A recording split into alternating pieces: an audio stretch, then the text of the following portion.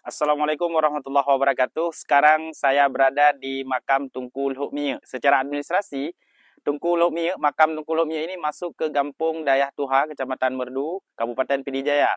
Nah, makam Luhuk Mie ini berada tepatnya di itu ada jalan, boleh dilihat di kamera.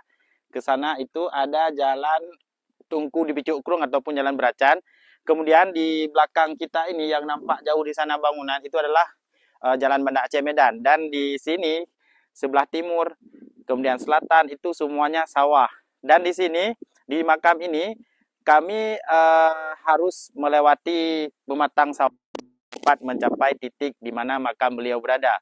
Nah, Tunku Luhuk Mie ini merupakan salah satu aulia 44 yang yang tersebut oleh masyarakat di sini, dan beliau juga adalah seorang pemimpin di masa beliau hidup. Nah, di tempat makam ini ada sebuah balai, boleh dilihat di sebelah timur dari makam. Itu ada sebuah balai yang digunakan oleh masyarakat untuk melaksanakan kenduri ataupun syukuran turun ke sawah.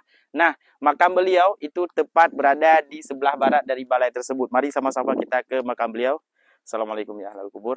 Nah, di sini nisan yang ada di sini adalah nisan zaman dahulu, dan kami tidak tahu pasti bagaimana posisinya. Yang jelas ini adalah nisan yang nampak di sini.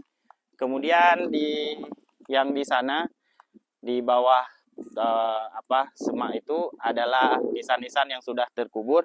Dan ini nisannya kalau misalnya kita lihat dari bentuk, dulunya adalah ini salah satu nisan yang berukir, namun karena dimakan usia nisan ini sudah hilang ukirannya. Tapi ini adalah nisan zaman dahulu yang digunakan oleh masyarakat pada masanya.